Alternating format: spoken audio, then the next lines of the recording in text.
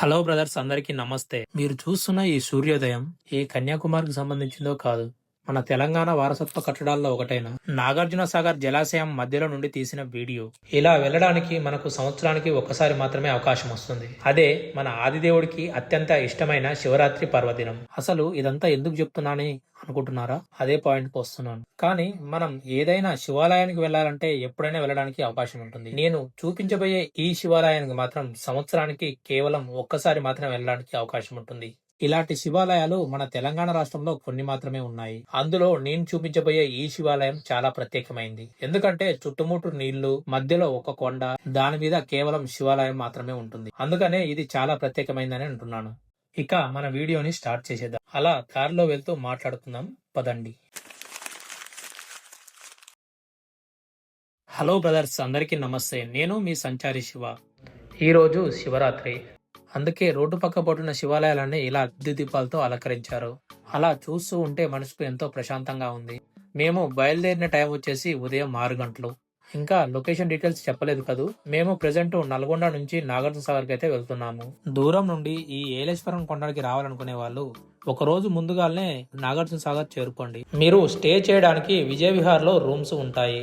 ఇంకా చుట్టుపక్కల ఉండేవాళ్ళు వీలైనంత తొందరగా, అంటే ఉదయం 6 గంటల లోపు ఈ బోటింగ్ పాయింట్ కి చేరుకోవడానికి ట్రై చేయండి.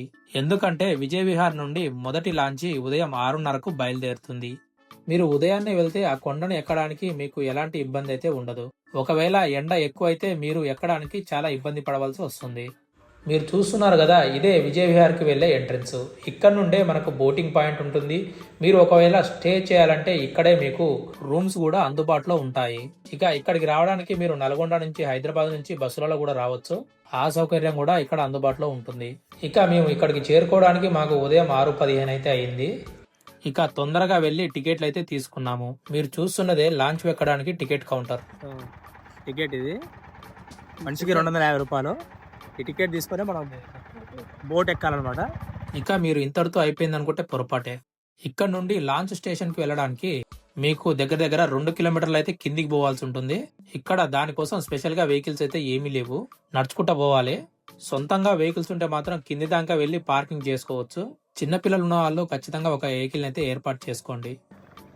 పైనుంచి కింది దాకా ఒక 3 కిలోమీటర్లు రావాలి. బండి ఉంటేనే బాగుంటుంది, లేకపోతే నడుచుకుంటూ రావడానికి కుదరదు. పిల్లలకి ఇంకా ఉంటే ఒక వెహికల్ అయితే అరేంజ్ చేసుకుంటాం. లోపల దాకా బండ్లు అయితే వస్తుంది. ఎంత పార్కింగ్ ప్లేస్, అలాగే ఒక 1/2 కిలోమీటర్ నడుచుకుంటూ పోవాలి. ఇక మేము టయానికి అక్కడికి వెళ్ళాము.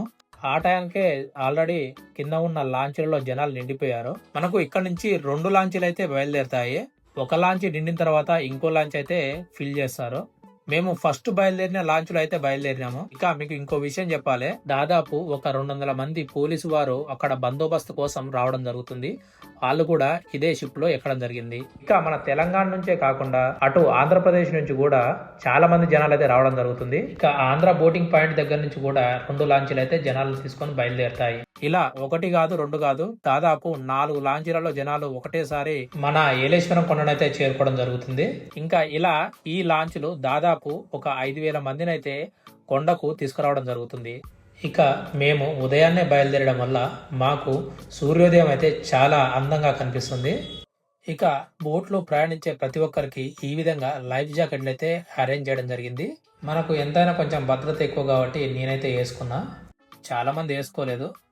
ఇక అలా చల్లగాలికి చాలా ప్రశాంతంగా ఉన్న వాతావరణంలో అలా బోట్లు వెళ్తుంటే ఒక సముద్రంలో బోటింగ్ చేసినంత ఆనందం కనిపిస్తుంది. ఇంకో విషయం చెప్పాలి, సముద్రం మీద బోటింగ్ కంటే ఇలా బోటింగ్ చేయడం వల్ల మనకు ఫ్రెష్ వాటర్ ఉంటుంది కాబట్టి ఆ వాటర్ యొక్క సువాసన అనేది చాలా అద్భుతంగా వస్తుంది. అది మాటల్లో చెప్పలేం. దాన్ని మనం కళ్ళతో చూసి మనసుతో ఆస్వాదించి ఆ యొక్క అనుభవాన్ని తనివితీరా అనుభవించాలంటే మనం ఖచ్చితంగా ఇలా వెళ్తేనే మనకు ఆ యొక్క ఆనంద అనుభూతులు మన జ్ఞాపకాలలో నిండిపోతాయి. ఇది మీ జీవితంలో చేయాల్సిన ఒక ప్రయాణంగా మీరు టాస్క్ పెట్టుకొని వెళ్ళి రావడానికి ట్రై చేయండి. నిజం చెప్తున్నా, ఇది మీ యొక్క జర్నీలో ఒక మధుర జ్ఞాపకంగా మిగిలిపోతుంది.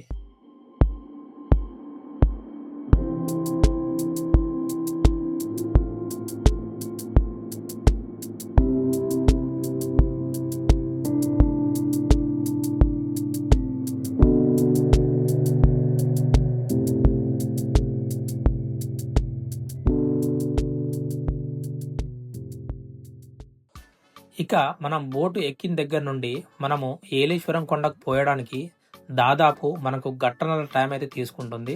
మీరు అలా ముందుకెళ్ళగానే మీకు నాగార్జున కొండ అయితే కనిపిస్తుంది. మీరు వేరే టయాలలో వచ్చినట్లయితే నాగార్జున కొండకు పోవడానికి కూడా అవకాశం ఉంటుంది. ఇప్పుడు మాత్రం కేవలం ఏలేశ్వరానికి మాత్రమే బోటింగ్ సదుపాయం అయితే వాళ్ళు కల్పించడం జరుగుతుంది.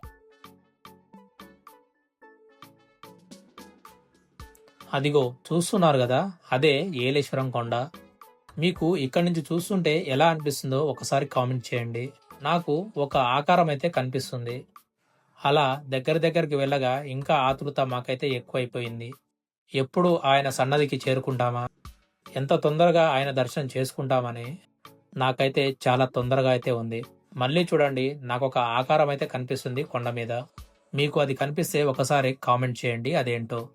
నేను ఈ ఏలేశ్వరం కొండకు వెళ్ళడం నాది రెండోసారే.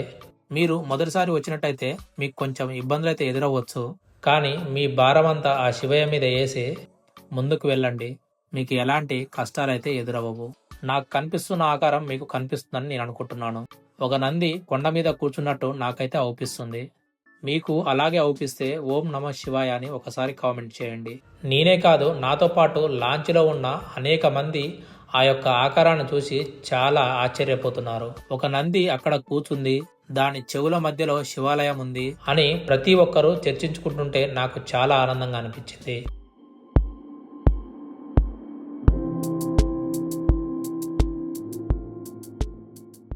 అలా వెళ్ళగానే కొండ కింద భక్తుల కోసం చాలా ఏర్పాట్లు అయితే చేయడం జరిగింది.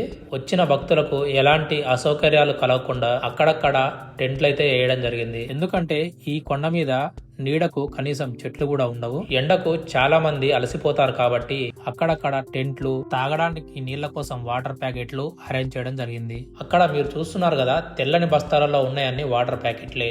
కాకపోతే ఆ వాటర్ ప్యాకెట్లని పైకి ఎవరూ తీసుకెళ్లట్లేదు. ఇక అప్పుడే మైక్ లో నుంచి అనౌన్స్మెంట్ అయితే వినిపిస్తున్నాయి, మీకు తాగడానికి నీళ్లు కావాలంటే పైకి వాటర్ ప్యాకెట్లు ఎవరు వాళ్ళు తీసుకుని వెళ్ళండి అని. దీంతో చాలా మంది భక్తులు కనిపించిన వాటర్ ప్యాకెట్లు వాళ్ళకి కావాల్సినన్ని వాళ్ళ సంచులలో తీసుకొని పైకైతే వెళ్ళిపోతున్నారు. ఇంకొంతమంది చాలా మందికి వాటర్ ప్యాకెట్లు అవసరం ఉంటాయని చెప్పి అలానే బస్తాలను భుజాన వేసుకొని పైకి తీసుకెళ్లిపోవడం నేనైతే చూశాను. అలా కొంచెం ముందరికి వెళ్ళగానే వచ్చిన వాళ్ళ కోసం అక్కడ టిఫిన్లు అయితే ఏర్పాటు చేయడం జరిగింది.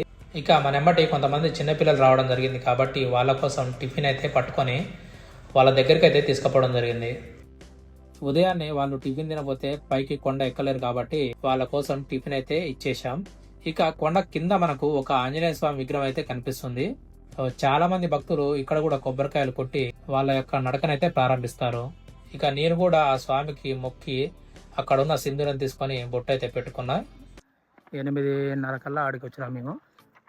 ఇప్పుడు టైం 9 అవుతుంది. 9 గంటలకు దారి అమ్మట మొదలు పెడితే పైకి పోయేసరికల్లా అది 11 అవుతుంది అనుకుంటున్నాను. ఎందుకంటే చాలా హైట్ ఉంటుంది. రోడ్డు కూడా ఇది రోడ్డులా ఉండదు, చాలా దారుణంగా ఉంటుంది. ఎందుకంటే ఇక్కడ సంవత్సరానికి ఒకసారి జరుగుతుంది జాతర, అది శివరాత్రికే కాబట్టి ఎక్కువ డెవలప్మెంట్ ఏమి ఉండదు. చెప్పులు కూడా వేసుకోలేదు. చాలా మంది హెల్ప్ చేస్తారు వాటర్ కోసం జనాలకు. చాలామంది స్వచ్ఛందంగా చేస్తారు. చాలా దేశం వదిలిపెట్టచ్చు.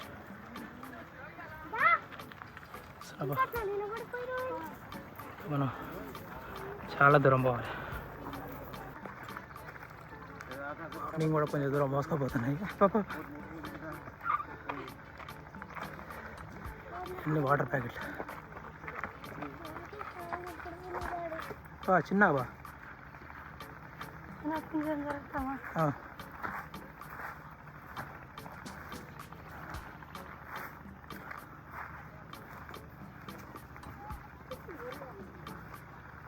నాకు కూడా స్వాటర్ పడుతుంది.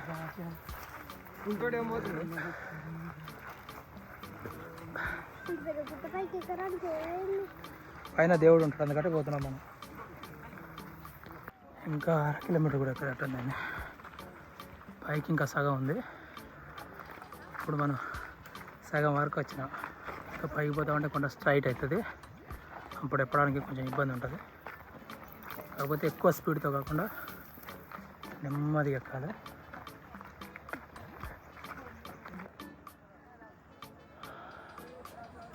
దాదాపు ఒక్క బోట్లో 300 నుంచి 350 మంది వచ్చారు. వాళ్ళే వీళ్ళంతా. ఇంకా ఒక 200 మీటర్స్ 300 మీటర్స్ పైకి పోవాలి కానీ స్ట్రైట్ ఉంటుంది. సో ఇది ఏటవాళ్ళు ఉండడం వల్ల మనం ఎక్కడ పోయినా కష్టం అవుతుంది అన్నమాట. కానీ తప్పదు, ఎంత దూరం వచ్చి వదిలిపెట్టుకోలేము, ఎక్కాలి. ఇది నేను సెకండ్ టైం. ఇంకో విషయం చెప్పాలి, నేను ఇప్పుడు టైం 10 అవుతుంది. ఉదయం నుంచి ఇప్పటి వరకు నేను కనీసం మంచిలు కూడా రాలేదు. దర్శనం అయిపోయాక మేబీ తిని తాగుతా. సో అప్పటి వరకు అయితే ఏం లేదు.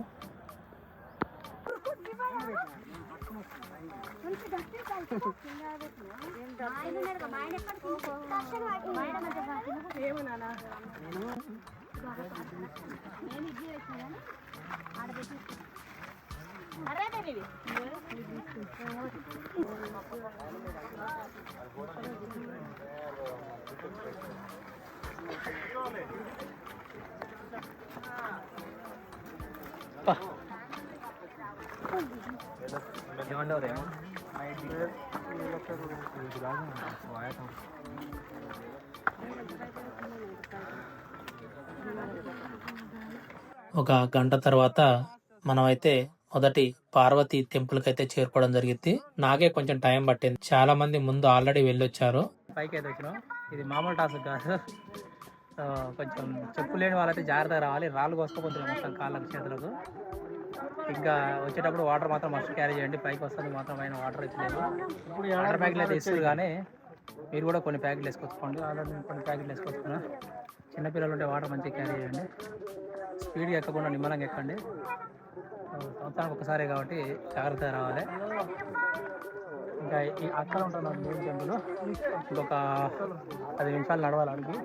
ఇంత పైన ఇంత మంచి టెంట్ వేసారు. వాటర్ బాటిల్ మోసుకొస్తానికి శాత కావట్లేదు, అలాంటిది టెంట్ మోసుకొచ్చేసారు. చాలా గ్రేట్ అని చెప్పుకోవాలి. మీరు ఒక్కసారి కొండపైకి వచ్చిన తర్వాత నేను చెప్పిన ఈ ప్రదేశంలో ఒక్కసారి నిలబడి చుట్టూ చూడండి. మీకు 4 వైపులా కేవలం నీళ్లు మాత్రమే కనిపిస్తాయి. చూడడానికి ఎంతో మనోహరంగా అనిపిస్తుంది. వచ్చిన వాళ్ళు కనీసం ఒక 10 నిమిషాలు ఇక్కడ నిలబడి చూస్తే చాలా అంటే చాలా అద్భుతంగా కనిపిస్తుంది ఈ లొకేషన్.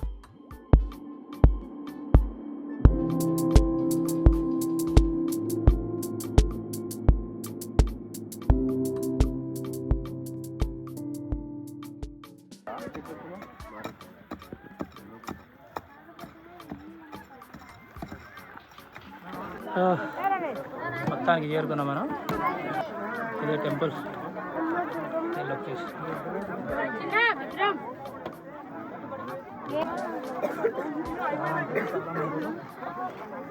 పోలే ఇంకా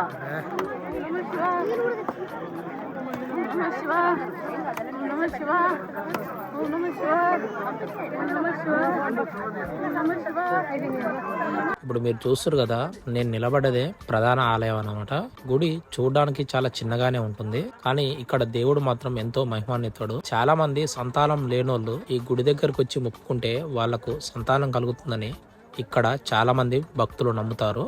నాకు అవకాశం ఉన్న ఇక్కడ శివాలయంలో ఉన్న శివలింగాన్ని అయితే మీకు చూపించడం లేదు, ఎందుకంటే ఆ దేవుణ్ణి మీరు మీ కళ్ళతో దర్శించుకుంటేనే ఎంతో పరవశించిపోతారని నా నమ్మకం. ఇక మనం ఉదయం నుండి ఉన్న ఫాస్టింగ్ అయితే కంప్లీట్ అయిపోయింది. అక్కడే ప్రసాదం పెడితే తిని ఇక కొండ మించి కిందికైతే దిగుతున్నాను. ఆ పాటికే ఎండ చాలా ఎక్కువగా కొడుతుంది. దీంతో గబగబా కిందికి దిగేశాము. మేము కొండ కిందికి వెళ్లేసరికి అన్నదానానికి అంతా సిద్ధం చేసి పెట్టారు.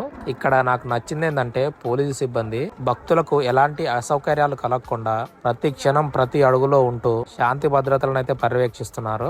ఇక ఈ ఎండకు వాళ్ళ కష్టానికైతే నిజంగా హ్యాట్స్ అప్ చెప్పుకోవాలి. తిని అక్కడి నుంచి అయితే బయలుదేరాము. మళ్ళీ రిటర్న్ షిప్ ఎక్కి మధ్యాహ్నం 2 గంటలకల్లా విజయ విహార్ కి చేరుకున్నాము. ఇంతటితో మన ఏలేశ్వరం ట్రిప్ ఎన్నో మధుర జ్ఞాపకాలతో ముగిసిపోయింది. మళ్ళొక వీడియోలో మళ్ళీ కలుద్దాం. నమస్తే, బై బై.